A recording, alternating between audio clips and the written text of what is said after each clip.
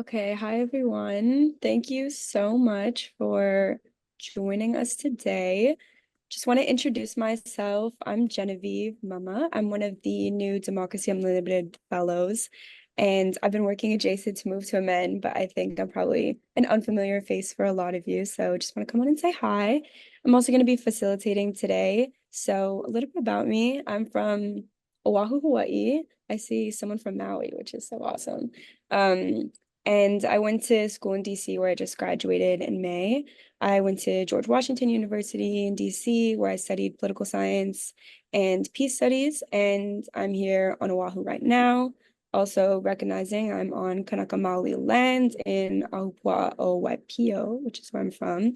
And today I'll be facilitating our conversation and panel around Constitution Day.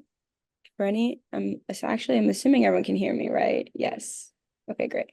Yeah, so as fellows, Jasmine, who is also on this call that you'll be hearing from later, and I have been immersing ourselves in the history of DU and how it kind of shaped Move to Amend. And we've also just been looking at what this new chapter means for all of us. And we've been asking ourselves what a democracy truly looks like for us.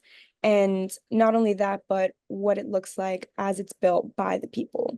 And so that's kind of a question we're going to be looking at today. We're just asking ourselves, whose democracy are we living in now, if we are at all even in one? And when we look back for Constitution Day, what did we the people really mean? Who did we the people really refer to when it was defined and written by the framers of the Constitution?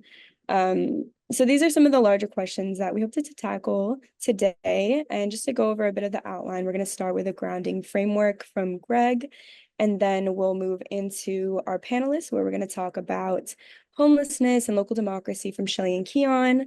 Then we'll go into women's rights, bodily autonomy from Jenny. Also the environment, indigenous lands, and how that relates to the military. That's going to be from Daniel. And then Cole and I will talk about student encampments and also the Stop Cop City movement. So hopefully you'll see how these all kind of intersect and how they relate to Constitution. And we're just gonna kind of keep that question in mind. Whose Constitution is it anyway? And yeah, so for some grounding framework, I'm gonna pass it over to Greg. Hello, everyone. Good to be with you. Greg Coleridge, him, one of the co-directors, Move to Amend. And here we go. A few slides to throw at you. The U.S. Constitution, besides it being Constitution Day, it's also, 13th anniversary of Occupy, beginning of that movement.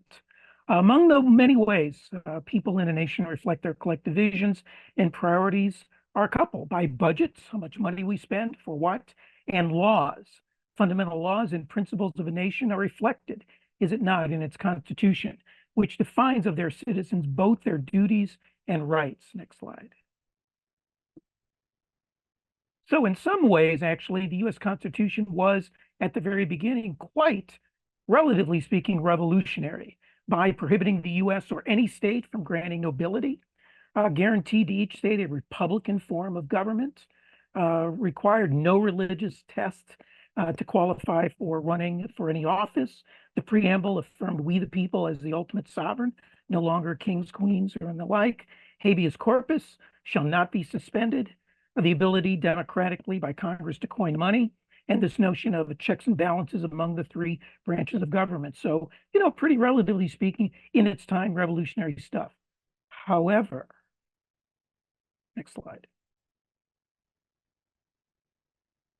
In other ways, it was anything but revolutionary. Here are the number of ways, and there are others, but limited personhood, white male property owners, only 5 to 8% constituted a real person. No direct election of senators. The Commerce Clause gave federal power over the rights of states to control the terms of trade to the federal government. Holding citizens indefinitely without charge. Yes, we had habeas corpus, but it shall not be suspended unless there's a case of rebellion. So this was employed during the Civil War. The Contracts Clause, upholding the sacredness of contracts over everything else, including the principles of justice, human rights, economic rights, and the like. No direct election of the president. We have seen that time and again. Lifetime appointment of the Supreme Court.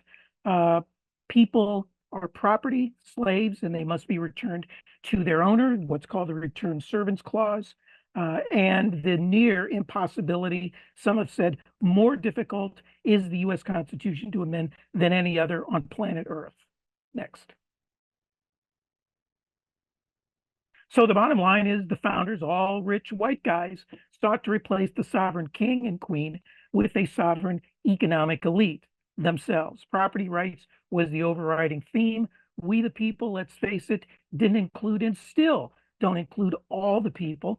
John Jay just so sweetly summed it up, he being the first president of the Continental Congress, saying the people who own the country ought to govern it. To the point, huh? Next. So the just constitutional changes, by just meaning justice, uh, were created largely via people's movements, the Bill of Rights, the first 10 amendments, the various post-Civil War amendments, direct election of senators, women right to vote, abolishing the poll tax, reducing voting age to 18 for the most part. They were all people's movements that were driving these groups or these things into the Constitution where they weren't to begin with. And various court decisions occurred again, not in abstract, but because of people's movements pushing for them. Brown versus Board of Education, protecting various civil and voting rights.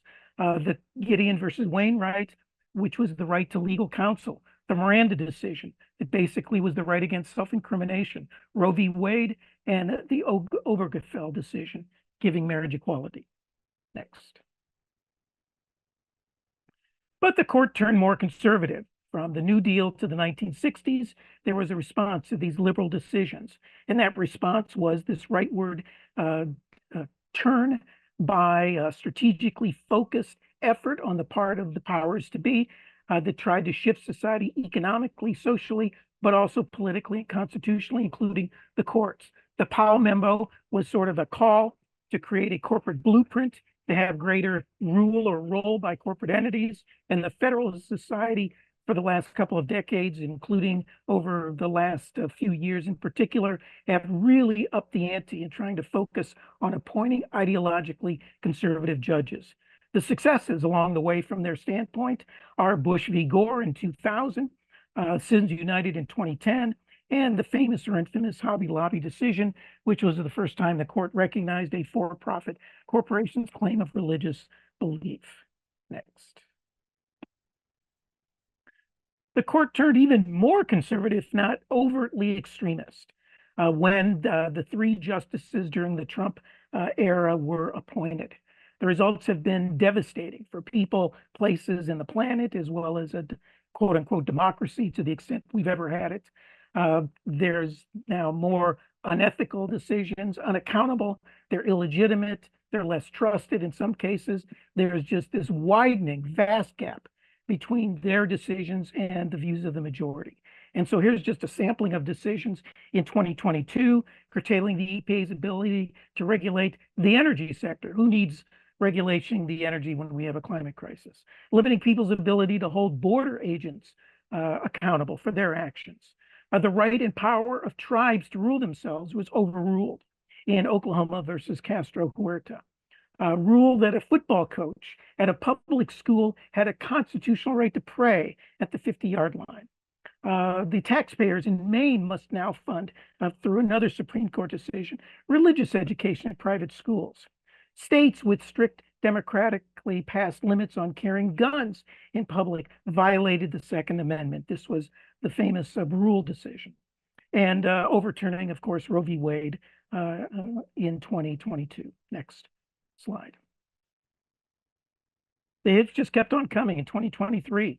The Secretary of Education, it was decided by the courts, lacked the authority under the HEROES Act to rewrite the statute that the extent of canceling $430 billion in student debt loan principal, and the use of affirmative action and admissions program at 2 universities were deemed by the High Court as unconstitutional. That in 2023. And finally, this year, next slide. 2024, a big year for even more extreme conservatism, if not overt extremism. Everything from this decision of gutting an existing federal anti-corruption statute by ruling with a straight face, the Supreme Court did, of not bribery for a state official to receive a gift as a reward for a particular state action, so long as the gift was made not before, but after the action. So long as the quid pro quo is given after the action, then it's okay. Strip the SEC in another decision of its ability to use in-house proceedings. Another decision struck down the what's called Chevron decision, which permitted federal oversight of something that occurred for 40 years of certain environmental regulations, public health measures, worker and consumer protections, the criminalization of homelessness that you're going to hear about later on, the Grants Pass decision, and finally, the famous or infamous decision of presidents are now, because of the Trump versus U.S. court decision, now ruled above the law in broadly granting them absolute immunity from criminal prosecution. Last slide. Obviously, as it always has been, and it always will be, my friends, it's up to us to create the kind of democracy, to create the kind of justice in all of its forms, that through individual actions, but also by coming together. And certainly that coming together needs to happen by many groups, including Move to Amend. Thank you so much for being part of this collective joint effort. Yes, thank you so much, Greg, for that deep dive into everything. And you really spoke a lot in such short time. So to really dive deeper into that, I think we're going to start with Shelley and Keon to talk about local democracy and then also the homeless encampment that you've been involved in Sacramento. Enlighten us.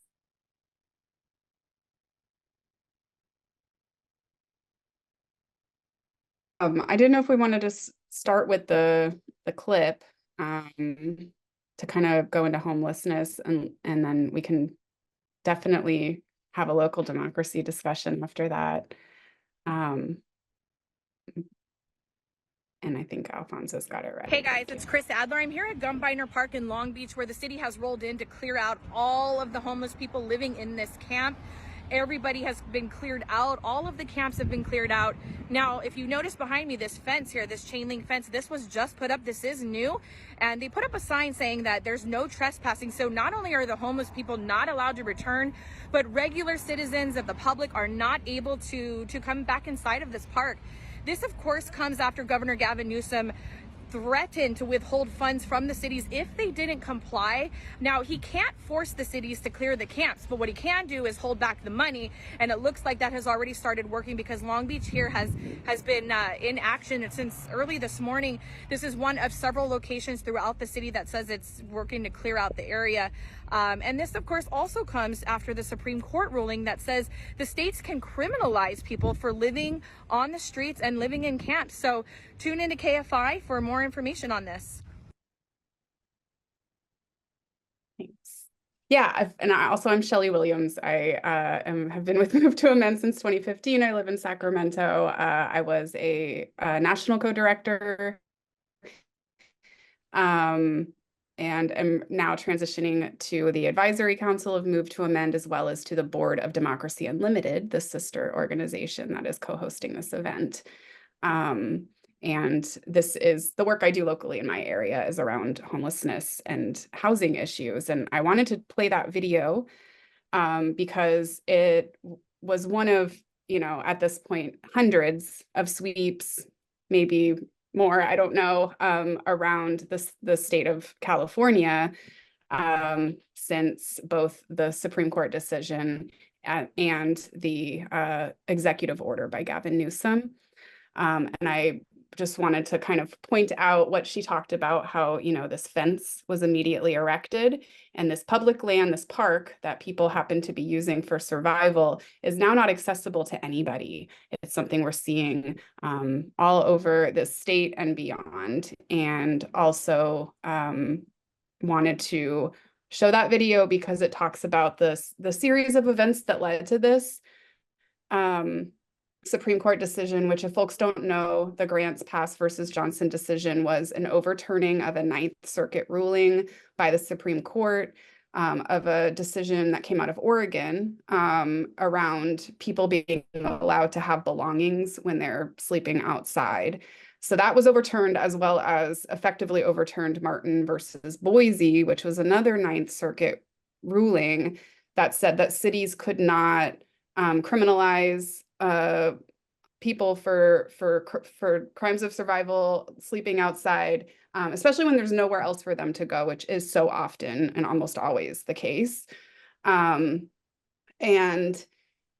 it's really important to understand, I think, the way that Gavin Newsom, me and Keon both live in Sacramento. So we live in the capital city of, a very blue state. So our city council is Democrats, our mayor is Democrat, our governor is Democrat, our state legislature, supermajority Democrat. And despite that, it was Gavin Newsom, it was San Francisco Mayor London Breed, who actually urged this horrible conservative fascist court, because they saw this opportunity with this particular court, and it's, and they knew how it would go. And so it was, top Democrats in California who actually pushed for that case to be taken up by the Supreme Court. And their amicus briefs that they filed in support of this ruling were cited in the opinion. And so it's not something we're going to be able to vote our way out of, is part of my point. And I think, the last thing I want to say about it is Grants Pass and Martin v. Boise actually weren't providing protection for people. It was kind of a veneer of rights that people could claim. And there was a few lawsuits that happened here and there where some people got some kind of compensation for the injustices that they endured. But what we saw on the ground as people who go to sweeps, which is something I do, it didn't matter. It didn't matter if there was shelter space available. It didn't matter if you cited Martin v. Boise to a police officers. They were sweeping a person. They were just going to do it anyway. And you could ask questions later if you had the, ability or resources to do that. And so it wasn't, those protections just never existed. And we're now dealing with an honest court, actually, in my opinion, that is telling the truth about what rights we actually have. As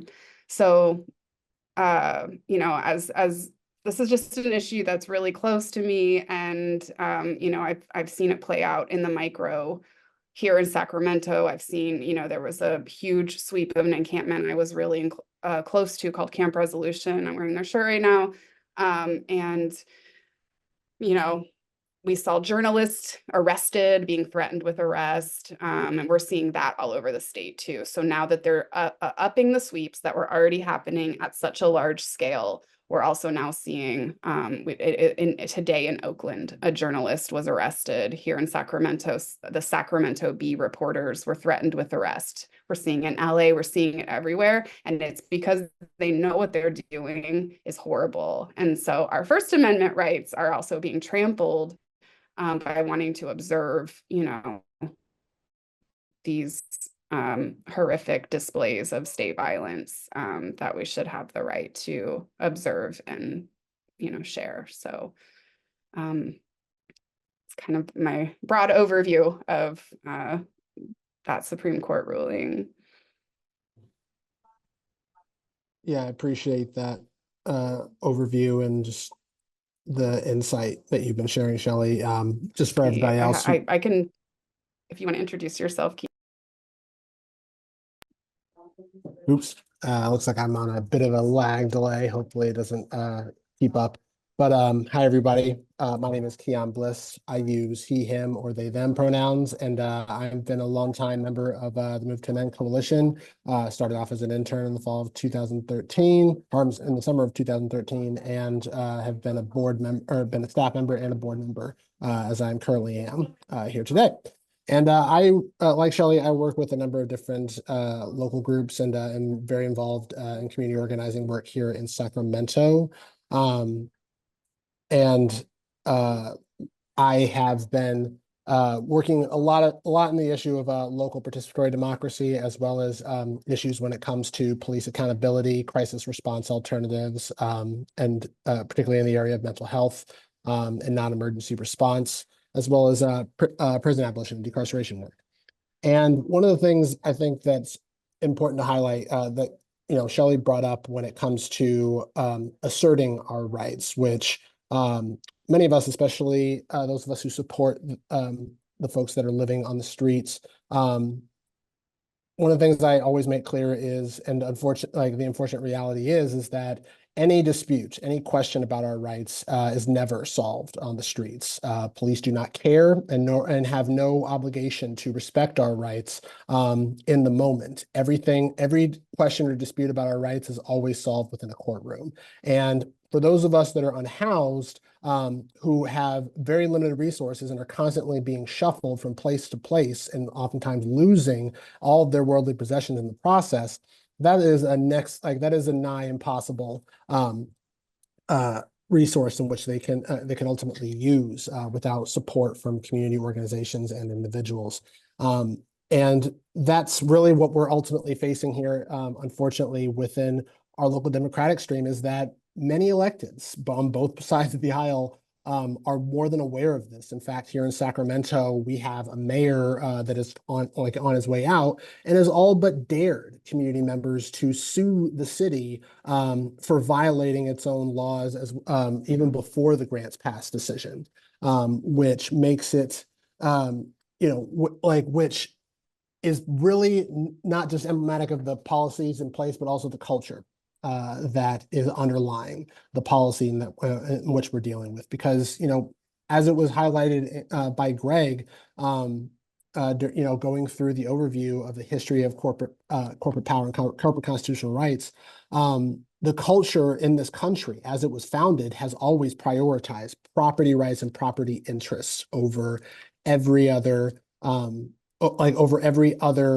facet of our society, particularly in the area of human rights. I mean, after all, the first 10 amendments and the Bill of Rights was added as an afterthought compared to those original things. And that permeates to every level, especially at the local level, where we are continuously seeing here in Sacramento, all of not just our elected officials, but also even appointed unelected officials, particularly city charter officers, such as our city manager, that does not have any interest or requirement to represent Sacramento city residents, including those of us who are low income and unhoused, in the decision making, and oftentimes just represents those developers with the most money, who are overwhelmingly flooding not our elected officials, as well as even supporting appointed officials like the city manager to carry out these cruel and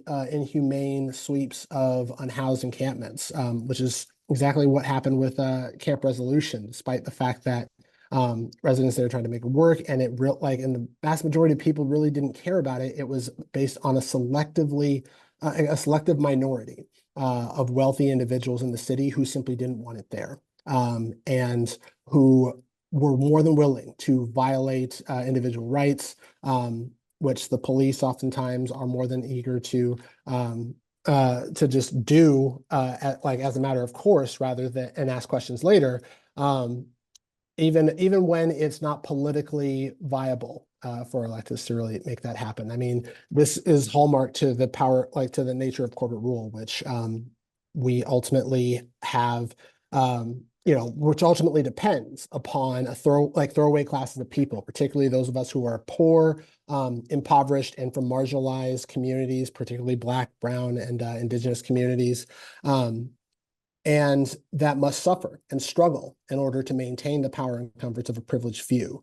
And it really, this is one of the reasons why this issue intersects with every struggle for justice that's happening today. And one of the things that I think is important to highlight too is that in the area of homelessness and poverty, Black and Brown people are on the front lines of that and are oftentimes the most likely to be unhoused. In fact, here in Sacramento, one of the things that we're noticing is that the population of unhoused residents is completely is increasingly POC, where I believe it's upwards of about 40% of our unhoused population is Black or Indigenous, and that's and even when we show up in our chambers, like one of the things I think that was particularly successful about Camp Resolution, one of the first autonomous encampments that actually had a lease with the city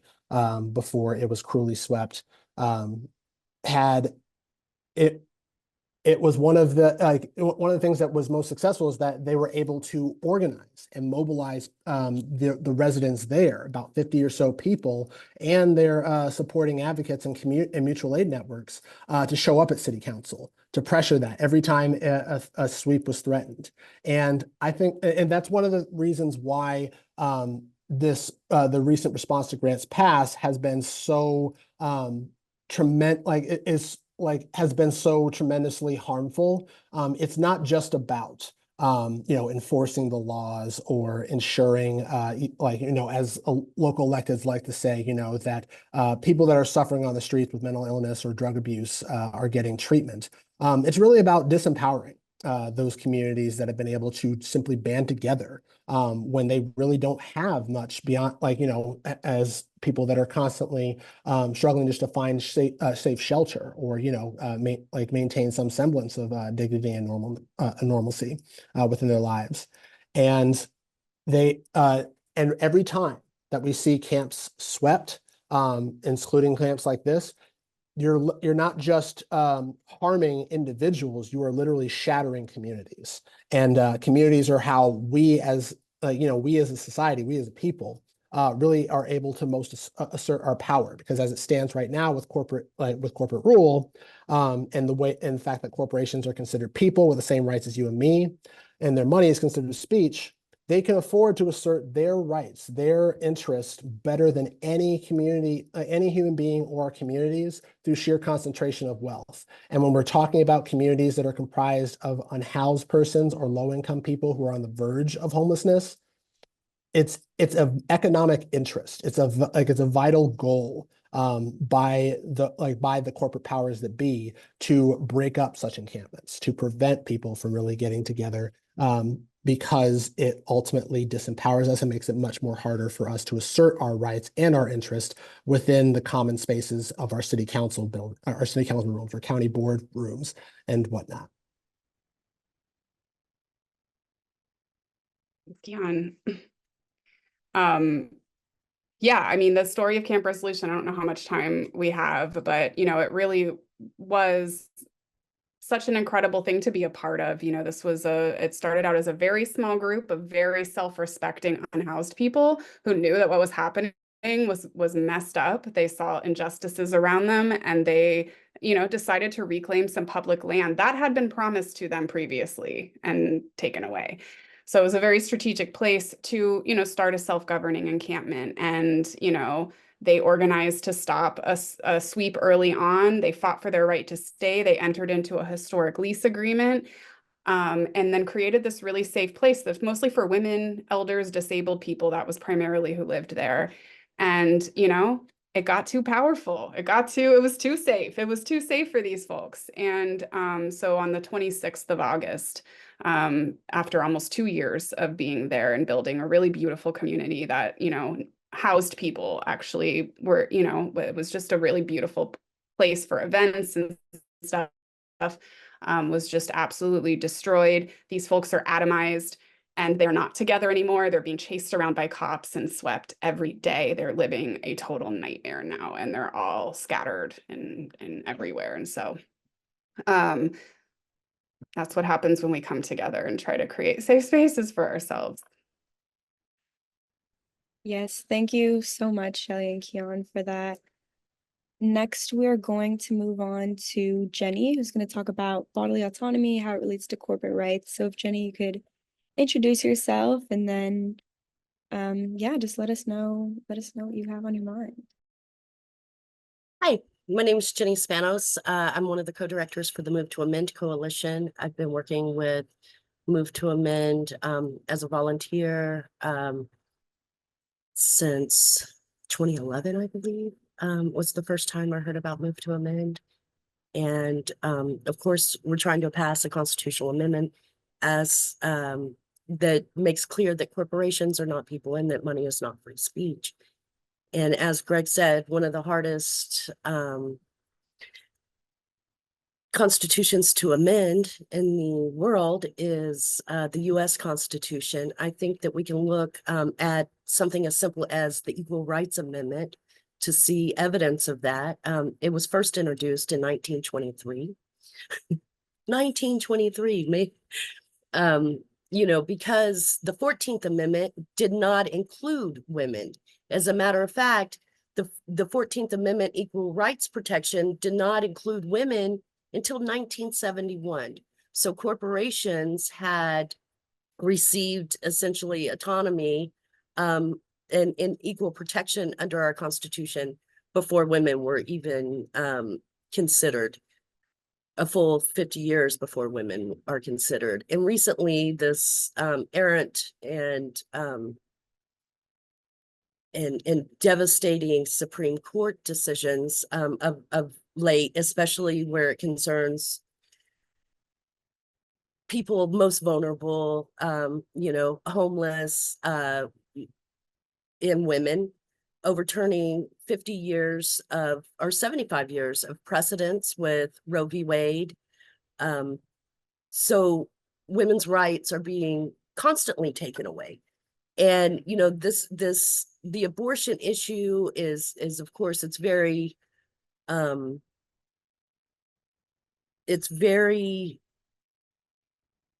people on both sides or on all sides are very passionate about this. I was recently at the Supreme Court there for the We the People Amendment. You know, they were coming down with decisions. We knew that this case was being looked at as one of them.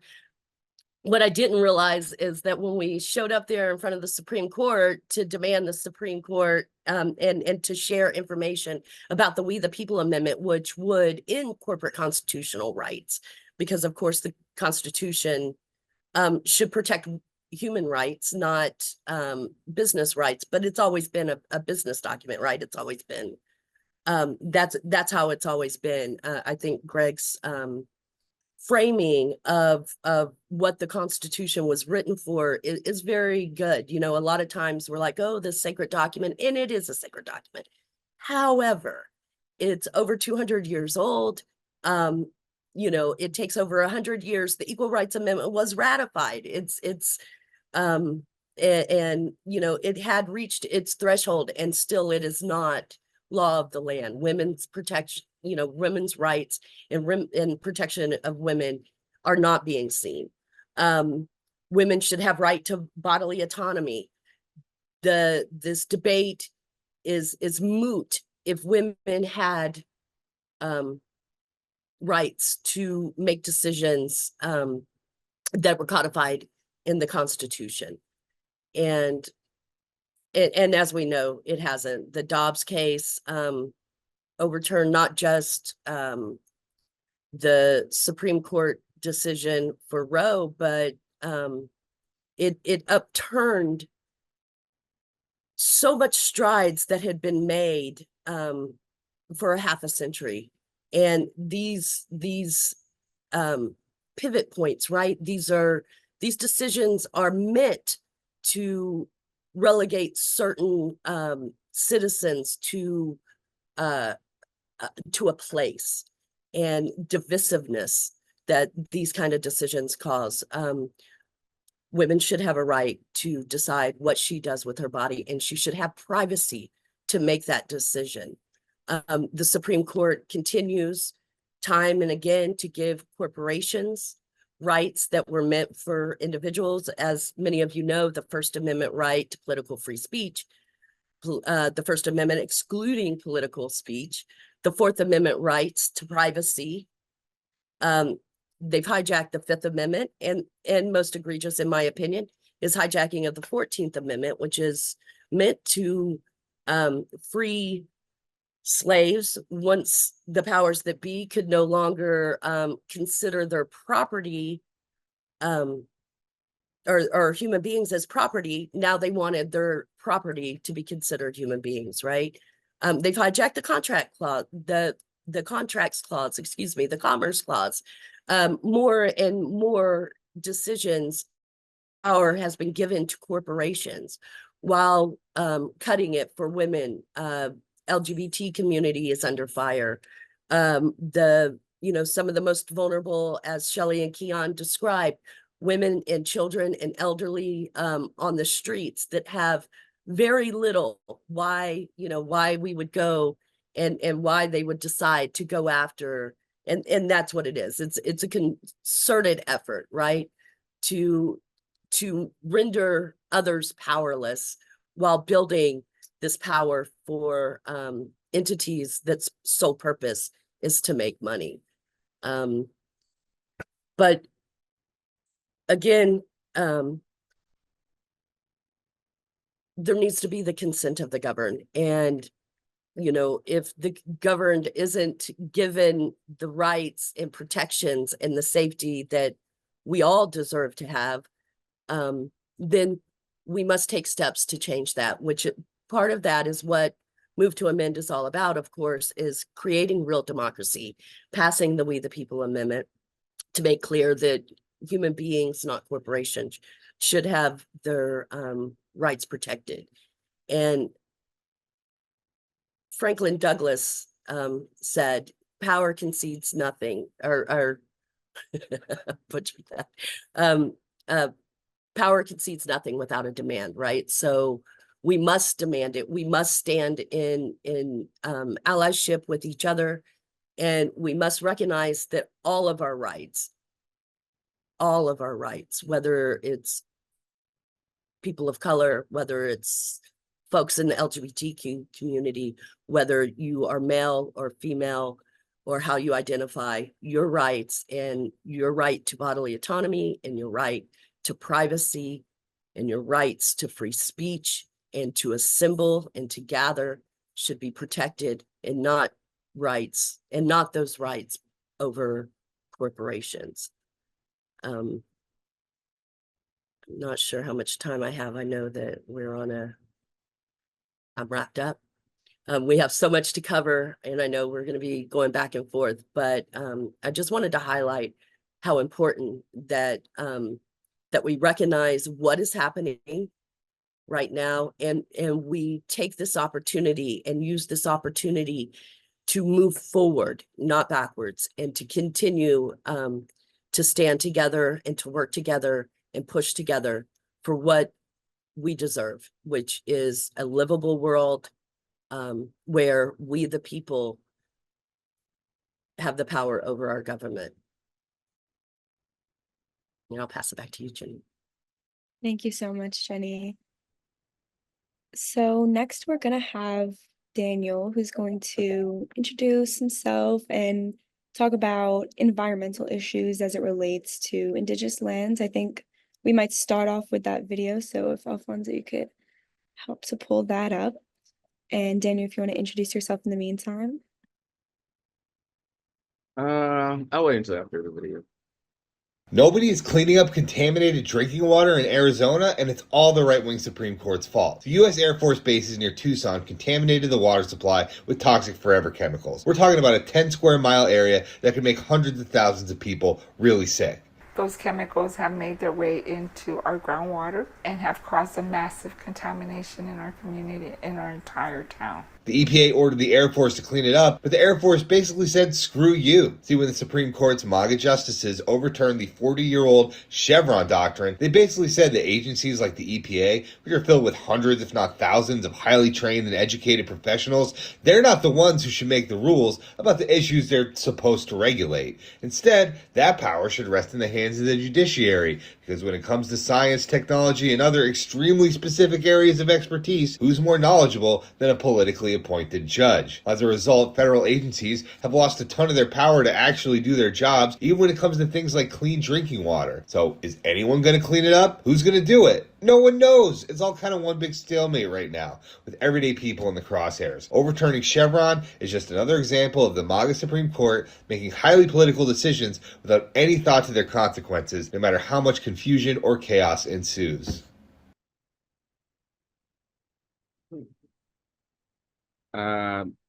So I might be a little shorter than everyone else, but I am timing myself so I don't go over too much.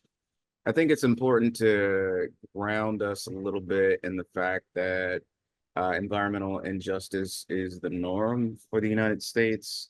We can talk very specifically about the Flint water crisis and the fact that it's been 18 years and people in Flint still have to drink water from water bottles, or the fact that that crisis is also present in Jackson, Mississippi, and various other communities around the corner. You can guess what they look like. They're mostly people of color or poor white folks or indigenous folks who lack the infrastructure that we could definitely afford to pay for if we did not give such large tax refunds and tax breaks to our corporate masters, basically. There's something deeper that I would love us to consider at Move to Amend and Democracy Unlimited around private equity, in particular, Blackstone Group, BlackRock Group. They're connected to all of these issues, even if they're issues of individual rights. But I just wanted to ground us in the fact that the United States Supreme Court and basically Congress not really caring about the environment in particular, but the environment specifically as it affects people is something that has been common for the entire history of our nation. There are a couple articles published in the last few years that really cite air pollution as the #1 killer worldwide, and in most countries it's the number one. It's the #1 cumulatively and specifically. And a number of folks on the Move to Amend or Democracy Unlimited staff or board live in California, and something that's become the norm for us is forest fires, which dramatically compound the danger of the air around us. And if we don't take substantive steps to actually address that comprehensively, we will be killing ourselves for profit, which is what sort of the doctrine of corporate prominence or corporate primacy has us doing anyway, not just with air pollution, but with water pollution and things like that. The thing that I wanted to highlight in this short segment, and I am looking at the time, is that this is happening under a Democratic president. The Air Force purposefully using the end of Chevron deference or the Chevron doctrine to specifically not clean up PFAS or forever chemicals that are in Tucson, but in a lot of places, basically in indigenous territory, is happening under the supposedly woke administration. And I want to say that just to underline the need for organizing for independent power. I know a lot of us are registered Democrats or vote Democrat. I've run as a Democrat a number of times. But there is a need, even if you are a Democrat, to organize outside of that power structure, because often when it comes to local power, when it comes to federal regulation specifically, which is, of course, what the Chevron case is about, they're sort of on the same side, or they don't really make a fuss about it. The removal of the Chevron doctrine means cities can say they're not responsible for polluting water sources. I think we all know the stories of various Great Lakes actually being flammable before the EPA really had the power to regulate. I already mentioned air pollution. You know, we get you know, a lot of our food from contaminated sources because of the way that agricultural companies and pharmaceutical companies, which often provide a whole lot of antibiotics to the meat industry in particular, sort of have free reign. The Jungle, of course, is a seminal book about regulation, but sort of the lessons of the book weren't really applied until, believe it or not, Richard Nixon created the EPA, and the Chevron doctrine was actually passed, or it became the law of the land. A lot of times, these regulatory agencies, because of reasons that we list on our website, were basically giving free rein or notice when there was an inspection, or they were given the right to lie, as we have many demonstrated corporate rule stories on our website. In the context of climate change, this is potentially insanely volatile, as we know that regulating both methane, CO2, but also a number of other chemicals that are present in oil exploration and other fossil fuels is really the key to averting the worst effects of the climate crisis. The fact that we haven't done so is the reason that I posted a meme today. This isn't a 100-year flood. This is the century of 100-year floods. It's because we haven't done anything, and we've been hearing it from scientists for 100 years, even the scientists that work in the oil companies, that if we don't, we will continue to have large weather events. I mean, we already have earthquakes in the East Coast and the South because of fracking, and we have larger, slower hurricanes that really push us to build more infrastructure, even when the government does not provide us infrastructure.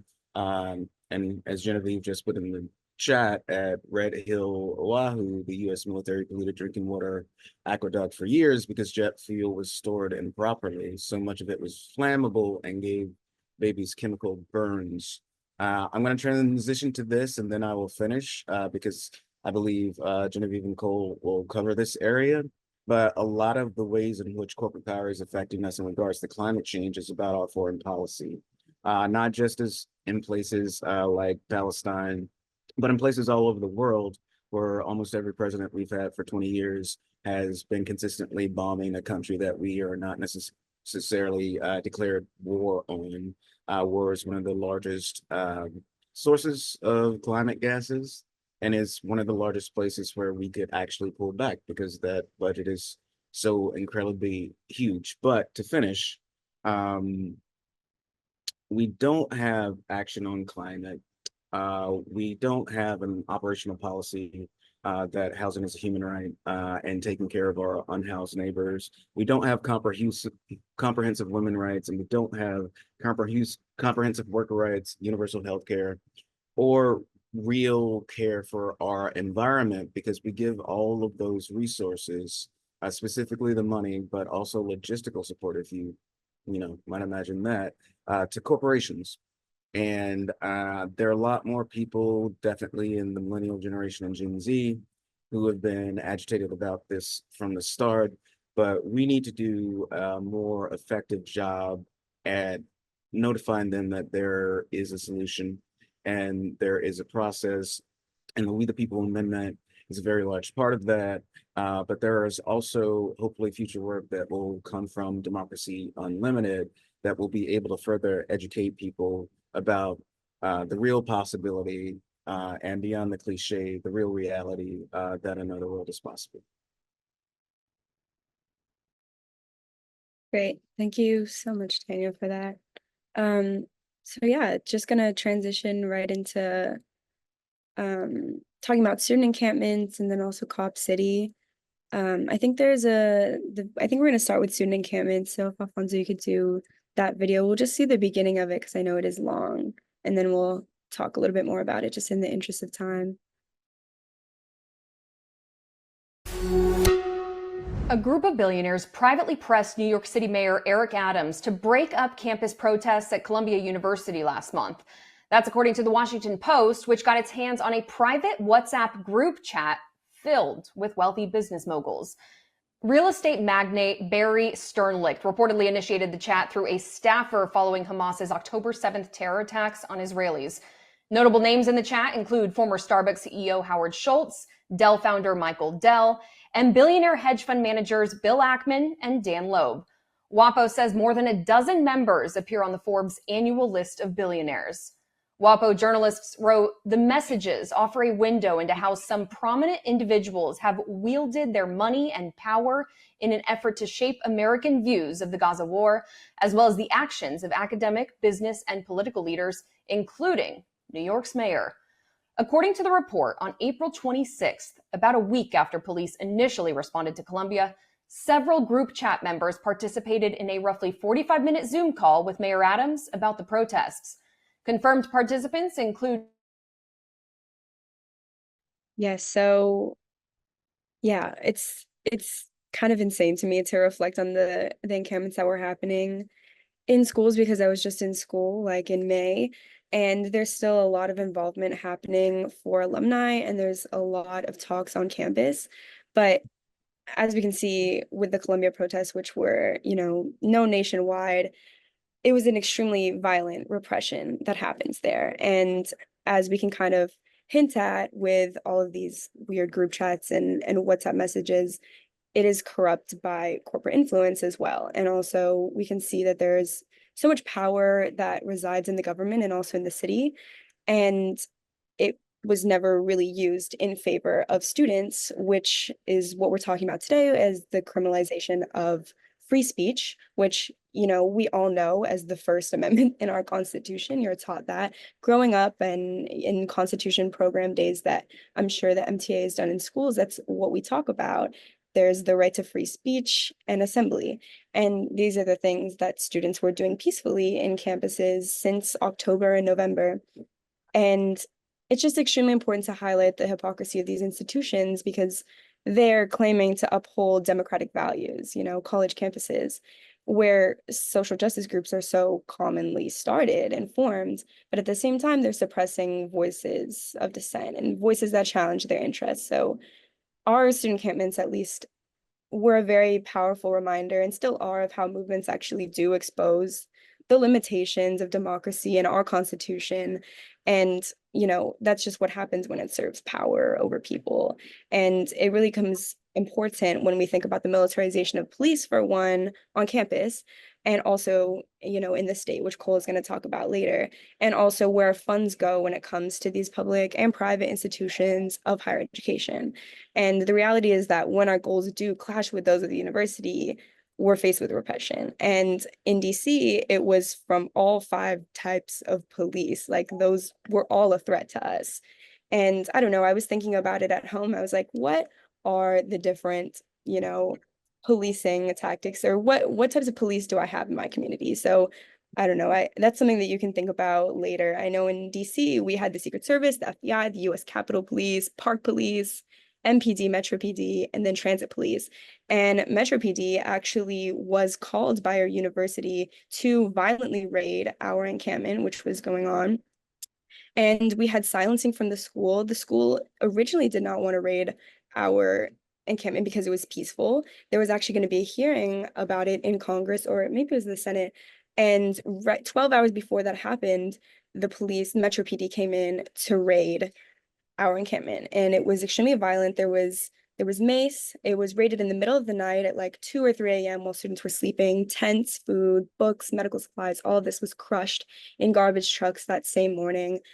And since then, all green campuses or all green spaces on campus have been fenced off, ironically by the same company that fenced off the green spaces during the January 6th riots. And they took away our green spaces, and that square and that area was a coalition of not just my school, but Georgetown, Howard, GMU, UMD, all of these areas and organizations. And what's happening is the repression of free speech. So that was happening in October and November, when they originally suspended our chapter of SJP, Students Justice for Palestine, and same with JVP, Palestinian Youth Movement, all of these. And they have been resuspended in the beginning of this year as well. And at the same time, they have been giving disciplinary probations to Muslim, Arab American, and Asian American student associations, which weren't even at all organizing the encampments. They just also were sometimes at some of the protests, which is just absurd. And these disciplinary probations prevent organizations from organizing on any campus spaces. And it basically just gives a reason to further suspend them or further put these students in real suspension or academic probation. So they have this standing, this precedent that says, oh, we told you couldn't do this. So now that you're doing it, we can further punish you. And the other thing that I think we're trying to get at too is just this greater issue of foreign policy in the United States. And what is again hypocritical and ironic is that the Metro PD of DC and of APD, they were all trained by the IOF. And this has been going on for years, and it has been protested for years. And it's, again, not just happening in the US Imperial Corps, but also in its periphery, because we are being trained in Israel, the police, and exchanging these like militarization tactics in places that they're completely irrelevant. We don't need riot suppression, counterinsurgency, and counterterrorism in DC. And that same thing is happening in its periphery. And I think a lot to like student encampments and student protests that are happening in the Philippines, because I was really, really into that struggle for a while, which is taught, funded, supplied by the United States using the exact same war and militarization tactics.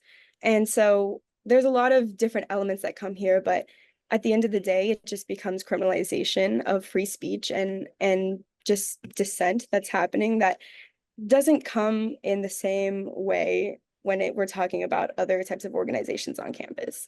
And our way of responding has been defined by collective care. We talk a lot about democracy as safety, and our encampment was our safety, our community was safety, and it still is.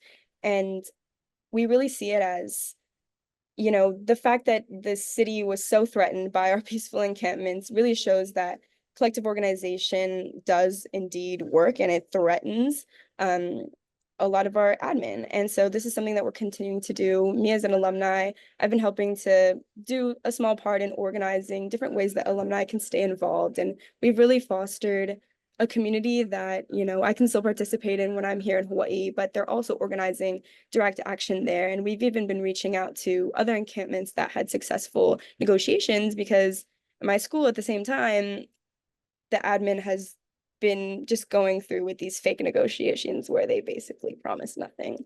But yeah, and we can really see how this is connected to the criminalization of speech when we're not just looking at higher education institutions, but also at the state level as well. And so from here, I'm going to pass it off to Cole to talk a little bit more about what was happening in Atlanta. Yeah, thanks, Genevieve. Happy to be here with everybody today. I will introduce myself in full, but I think we have a quick video, just a brief overview about what's been going on in Atlanta with Cop City. So please listen extremely closely, because what I'm about to tell you has really big, bad implications for social movement in Georgia. Senate Bill 63, which is set to pass in the Georgia State Legislature next week, not only criminalizes bail funds, it also expands the list of offenses that are ineligible for cash bail to include a number that are commonly associated with protesting. So, not only would it make it illegal for the Atlanta Solidarity Fund to bail out more than 3 different people in a single year, it would also make it so that if you're arrested for unlawful assembly at a protest, you can't be eligible for bail at all. This is clearly yet another attempt to scare people out of the streets and to criminalize the political opponents of the people sitting in that state legislature right now. yeah, so hi everyone. My name is Cole Bennett. I am a national co-director with Move to Amend. I was a fellow before. While I was finishing my last year of law school at the Georgia State University College of Law. So I, like Genevieve, also was just recently in school this past May when all this was going on.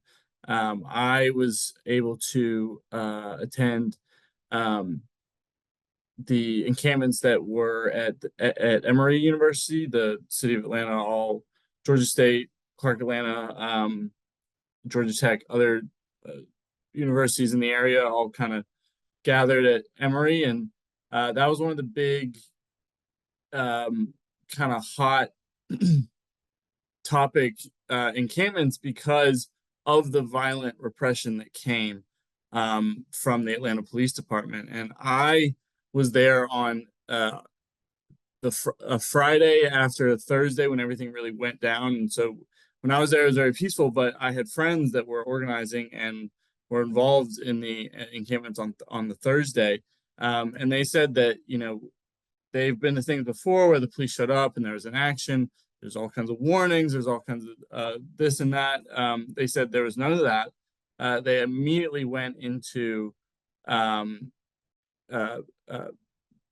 immediately, without warning, just started arresting people, tasing people, kind of brutalizing what ended up being the students and faculty of Emory University.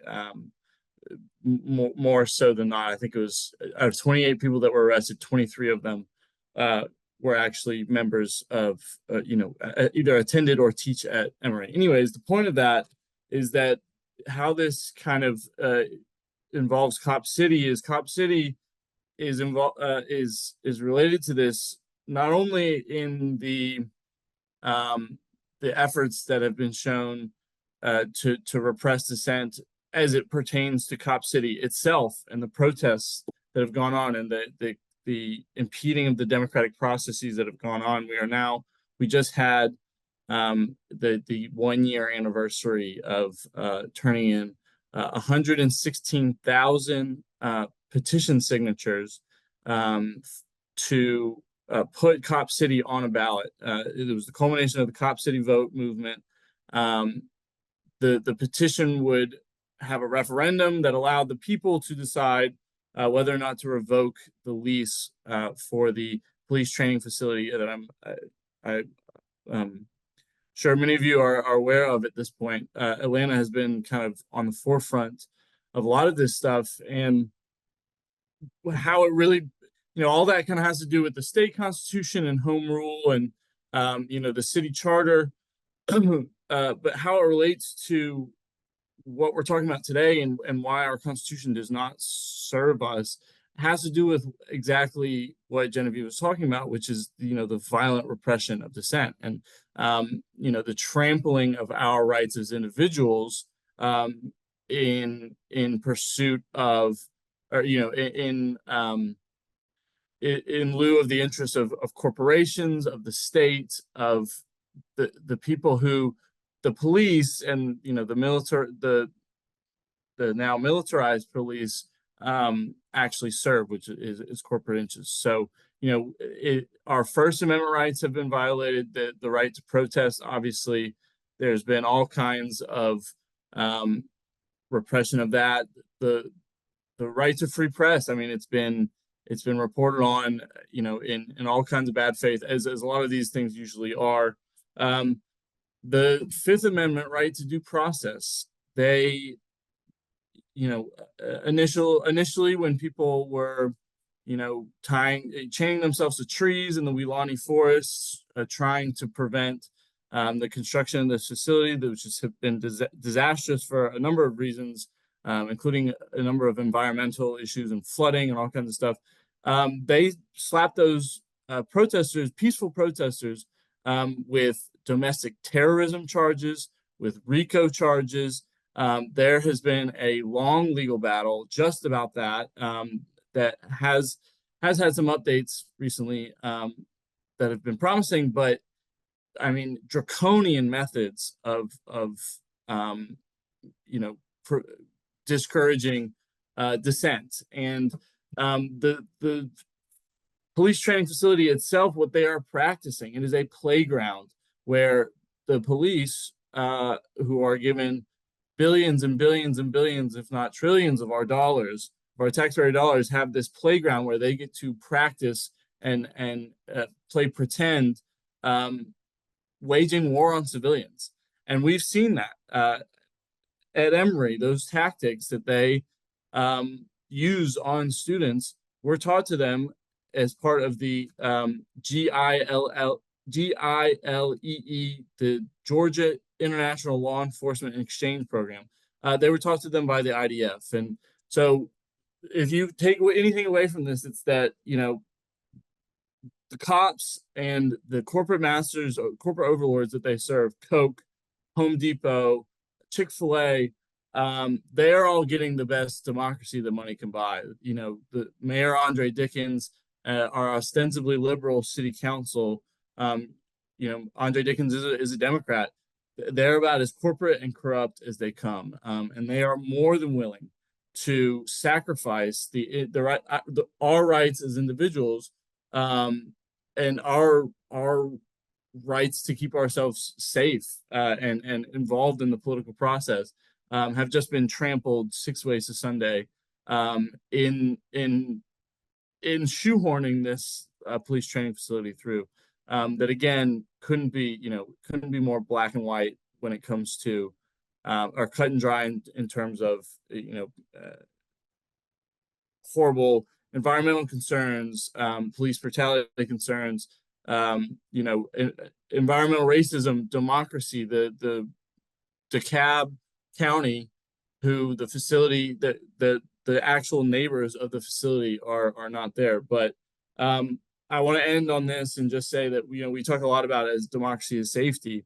I went out with a bunch of my neighbors and gathered signatures in the Georgia heat last summer, 116,000 signatures, which is more than double of the votes that were cast total in the mayoral election, because we thought it would make us safer from police violence, which has been rampant in our community.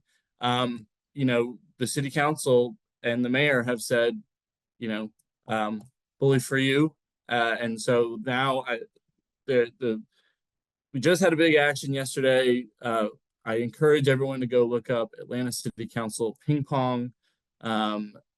There's a cutesy action, but I also just encourage all of you to just keep Cop City at the forefront of your thoughts, and don't let this, they're trying everything they can to delay and stall the voice of the people and the democratic processes that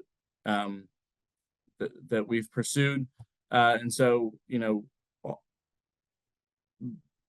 don't give up the fight, because the next steps are coming, and if Cop City gets built in Atlanta, I can guarantee you it's going to be built in a city not too far from you, and a police force not too far from you. So I could go on and on about this, and I can hear myself rambling, but if anybody would like to talk to me about it outside of this program, I would love to. I can go on and on for days about this, as you may be able to tell. So I will cede back, and thank everybody for being here as well. Yes, thank you so much, Cole. And definitely encourage everyone to look into the Cop City action that Cole is just taking part in. Just look up ping pong Atlanta. It'll probably show up. But yeah, so in the interest of time, just gonna hop right into our Q&A section. So we're probably gonna bring everyone back on screen so we can all see each other. And if you wanna put your question in the chat or raise your hand and unmute, then we can do that. Yeah, we have about 10 minutes, maybe 15 minutes for discussion, and then we'll do some closing remarks. And I'll just read the question out loud if it's in the chat, and then whoever it pertains to or wants to respond can just go right ahead and unmute themselves or raise your hand. Okay, so I see one. How realistic is it to organize a tax strike among Atlanta residents to stop Cop City? Cole, maybe to respond. Yeah, I actually have a pretty good answer for this. It's been kind of my seemingly becoming my blanket answer for a lot of different things as it pertains to move to amend. I think everyone here, I think, is aware of how seemingly daunting the task is of building a better democracy and a better world, by getting rid of corporate influence and Citizens United, what have you. I lately have just been thinking about day to day, how do we what's the best strategy moving forward to making this world a reality. And I've kind of thought of the metaphor, which I don't know if it exists really. I've been, oh, it's a saying, like pulling on many strings. Anyways, pulling on many strings. Seeing, if you're able to pull on a lot of different things, you never know which one is going to kind of give way. To answer your question about how realistic is it to organize a tax strike among Atlanta residents, I think the only limitations we have, and this goes for anything, the only limitations we have is like personal capacity. Because I think that, I think all of this stuff, a rising tide, I'm sorry, I'm only speaking in metaphors, but a rising tide lifts all boats. And I am a big advocate of a multifaceted approach, just to push the issue on a lot of this stuff, and push awareness on a lot of this stuff. I think, again, one of our biggest obstacles right now is education, and just having people, we need a concurrent people's movement where, yes, the establishment only listens to money, but if we if it, we have to make it undeniable. And I think the first step to doing that is by getting everybody on board. And so, if there's a movement to say, using this example, organizing a tax strike, and let's say that tax strike is more or less unsuccessful in getting the powerful to listen to us, it is a successful in the way that it empowers all of us. It gets the issue out there, and eventually, the guillotines are coming. I hate to be so flippant about that, but a people's movement is rising, and we are all doing the work to build it. One of these days, one of those strings is gonna pull, and I think that we need to be trying a lot of different tactics and a lot of a diverse approach to all of these issues, and they are all interconnected. Anyways, I hope that's somewhat coherent, but Keon, I'll pass to you. Yeah, Keon, if you wanted to say something. Yeah, I appreciate Paul's analysis, and just framing within that, what I really want to emphasize in that point that I was looking to get into is it really is going to take a diversity of tactics to really force our elected officials and the power structures that be to show their true face. One of the things that I've learned is, beyond just what people the facts and the data that we can show off, there's an endless paper trail to really demonstrate just the depths of fascism in this country, as well as the priority of profit interest and motive over literally every other facet of living. But what really I've found convincing people most on the ground is the individual stories, really being able to connect the dots between what people already know, because a lot of us are already seeing these sorts of things with the communities and experiences that folks are experiencing on the forefront, on the front line of these respective struggles. So that's, I think, too, to the question that Daniel asked in the chat, of the next best steps, however small, is really connecting with the people that are not just living on those front lines, but people that are actively organizing on those front lines. We have to really, everybody comes from different backgrounds, different circumstances, and different beliefs, and we're all ingrained. If we are born here in the United States, we are ingrained within a white supremacist, cis heteropatriarchal, racial capitalist structure that permeates every facet of our upbringing. So it's not just cultural, it's not just about confronting the culture that we're in, but we also have to really unlearn and confront the information that startles us the most, and really get to the bottom of that, even as it's like even as it's as scary as it will be. But really connecting with those folks that are actively engaged within that is going to be the most important thing that we can ultimately, that I can honestly ultimately think of us doing. But really standing in solidarity with those individuals as well, not necessarily needing to have the the goal like explained to you, but really just having faith that the people that are that are the targets of oppression or experiencing that oppression know exactly how to free themselves from that. Yes, thank you so much. And so Daniel's question in the chat was just to all the panelists or whoever, what we think the next best steps might be. And they can be small for people fighting for any of the topics: rights of unhoused, women's rights, students' free speech, anti-militarism and occupation. And that, I know that's a big question.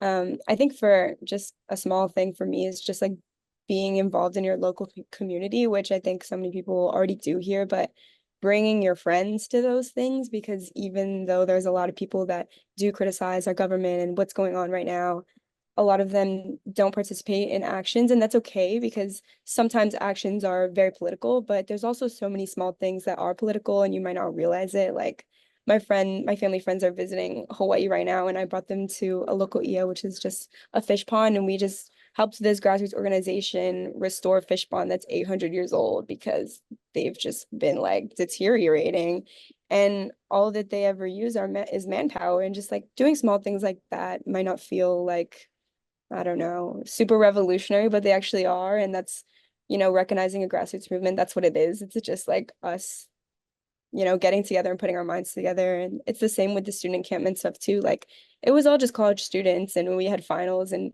we just put our heads together for a little bit and we're able to make a big impact. And I think that's something that we can all kind of think about, especially involving our friends, because I know everyone here is probably already doing a lot just being here and having this conversation. I'm going to go to Daniel, and then after that, Shelly.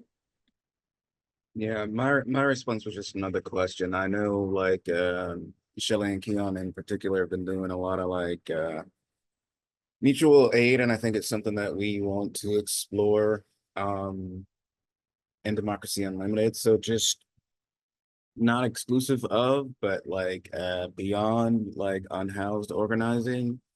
I think it's incredibly important to do that.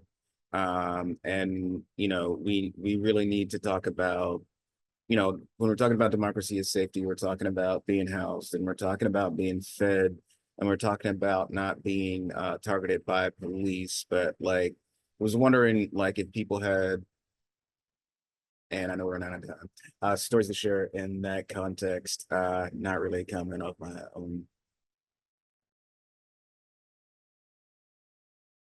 Yeah, Shelly, if you wanted to respond. We still have like a few minutes and then we'll have to do closing remarks. Yeah, thank you so much, Daniel, for bringing that up. And that was, what I was gonna say is, I ended up in this realm of work where, I ended up helping people reclaim public property in this historic 2-year project of a self-governing encampment. But that is not what I ever thought I was going to end up doing. It started really small. In 2020, like a lot of folks, I didn't even realize I was part of something bigger that was happening all across the country. But I helped co-found a mutual aid distribution to serve just a couple of encampments in my neighborhood.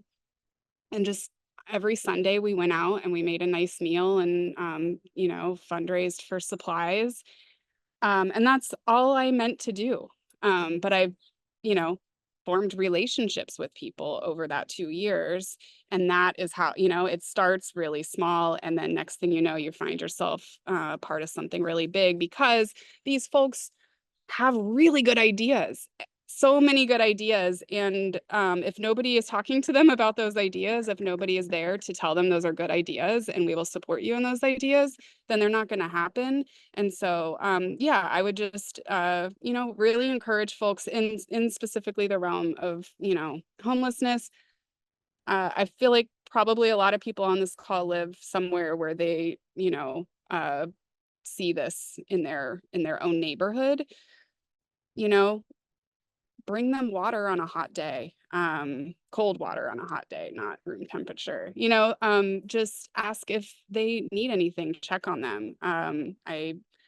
It is such a small thing to do, and it can really lead to some really powerful relationships. And it's also really important to understand that lived experience, because what you hear on the news and what you hear from politicians about the reality is so different than the reality. And whatever you think it is, whatever you think a sweep is, whatever you think, it's so much worse than you could even comprehend. And so I think bearing witness and being available for support to these folks is a really easy, simple way to do that pass. Yeah, it's very true. Just small things really to start off.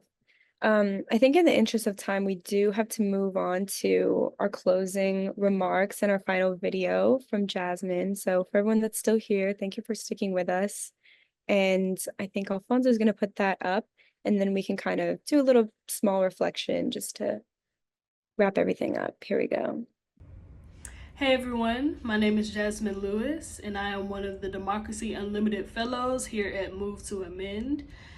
Thank you all so much for gathering with us to celebrate Constitution Day.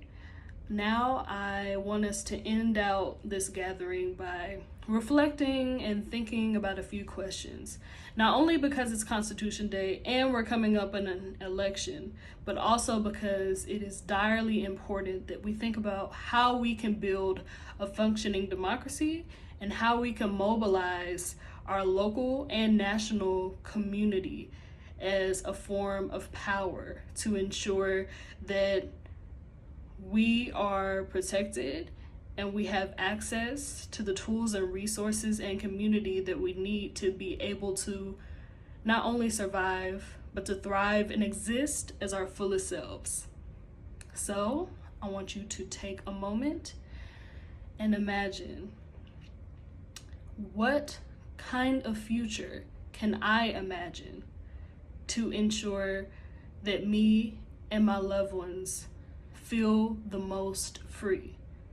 What kind of future can I imagine so that I am able to feel safe within and outside of myself? And even further, what kind of future can I imagine? And what kind of democracy, even what kind of constitution can I imagine that places my well-being and those around me, our collective well-being and safety, at the forefront?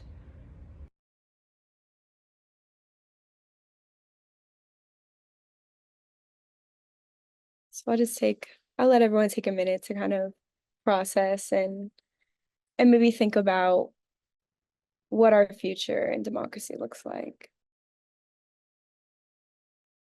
We did have one final question from Facebook, because we are live streaming right now. I'm going to read it. It's hard to pair the societal angst with the overall optimism that we have to embody as winners of this struggle, only beginning the journey. How do we frame our critiques of society and democracy and capitalism in hopeful ways? And that was from Todd. Yeah, if anyone wants to quickly answer that, we do still have 5 minutes. I think that ties a lot into what Jasmine was kind of getting at, and that optimism that we need to have in organizing and how to keep that up. And I think that it's definitely difficult to feel optimistic at all times, and revolutionary optimism doesn't necessarily come supernaturally for everyone. But I think a lot of times we also talk about how even the anger and criticism can help to inspire activism and organizing. And let me see, I think was Keon first or Daniel? I'm not sure. Someone go first. Daniel, okay.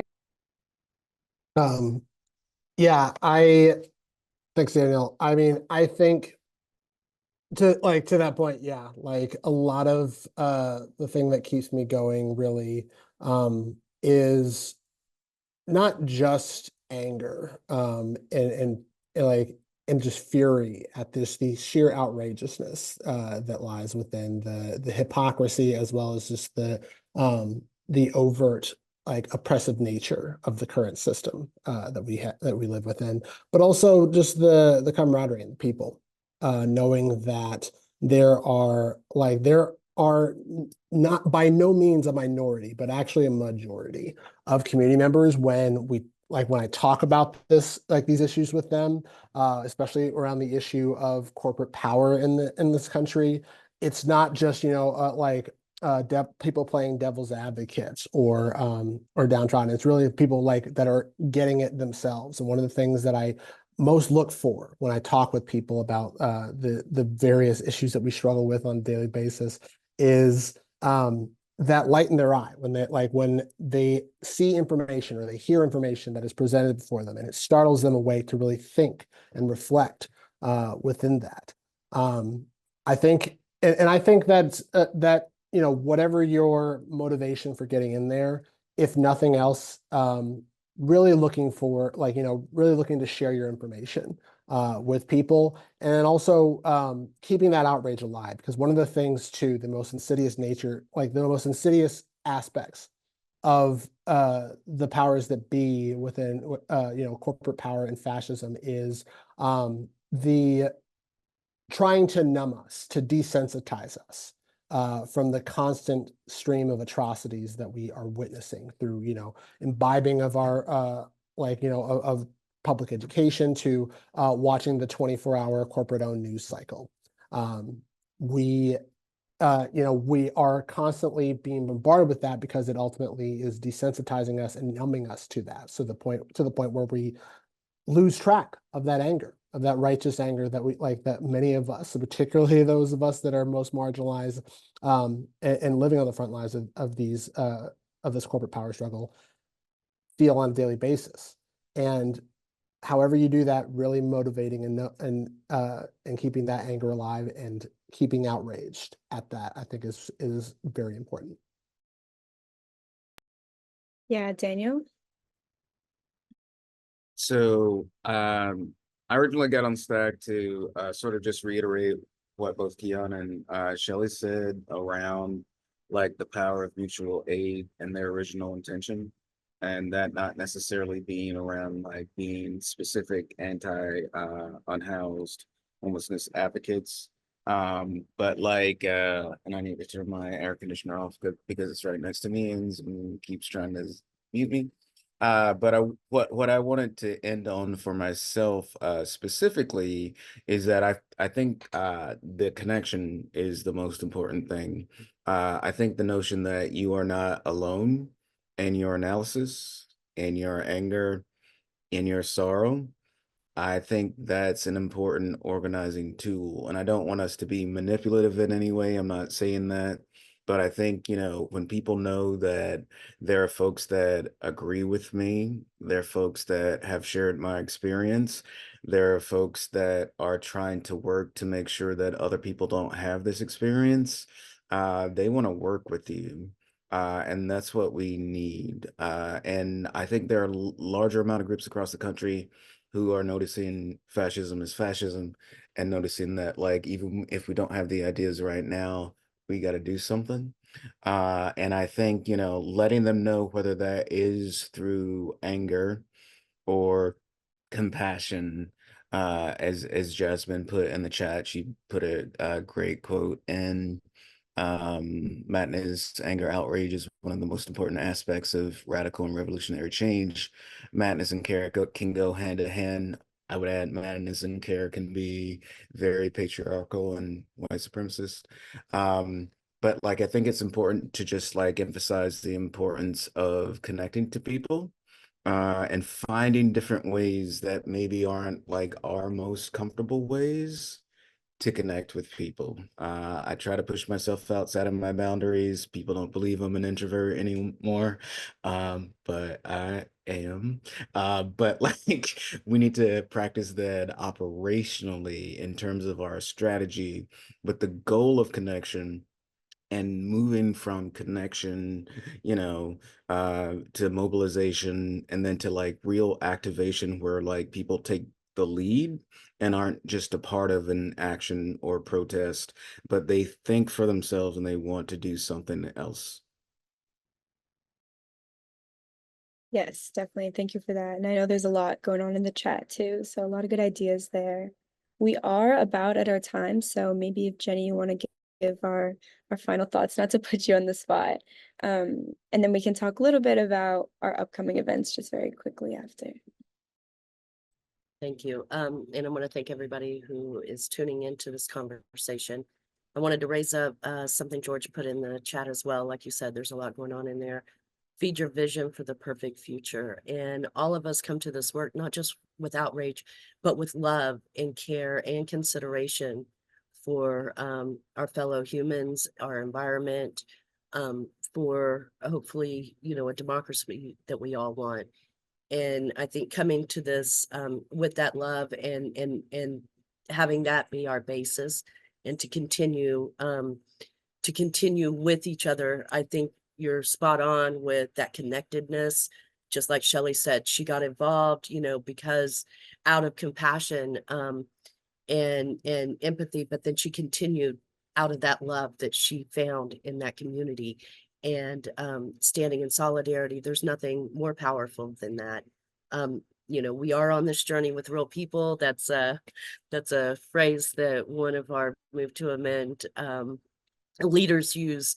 And I know it's a little corny and I love it. I'm corny like that. We are on this we are on this journey with real people. And I think that is where our power lies, is in our love for each other and for our green spaces and our open spaces and our so that I think is those small acts of love that are so revolutionary in our culture of our corporate culture and changing that up. It's culture shift as well as power building. So that's what I wanted to leave in the space with.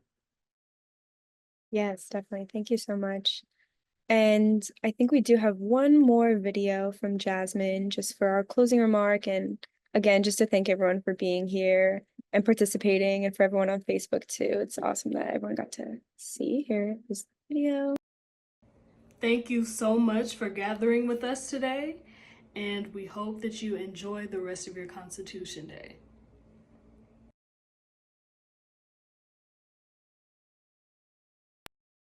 Yes. So some other upcoming events that we have going on.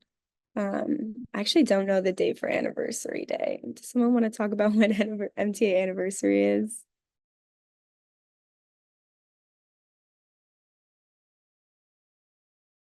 I think we might be announcing the date next week. To my recollection, I don't know if it's solidified.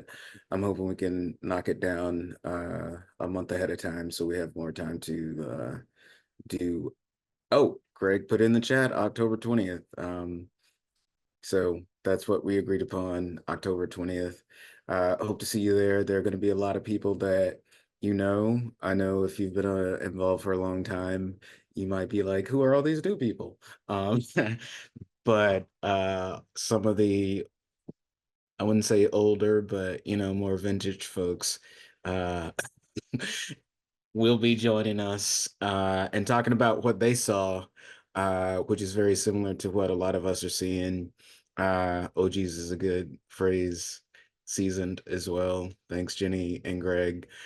So it will be a good time, but I don't think it will be, thanks, mature old heads. I just want to mention them all. I think it'll be a good time, but I hope we don't talk just about like where we've come from, but like what we can do with the knowledge of the old heads that join with us in order to make this movement stronger and to collaborate with the many, like when we first started, they weren't there, but the many democracy movements that are happening that are focused around mutual aid, abolition, local control, different forms of community safety.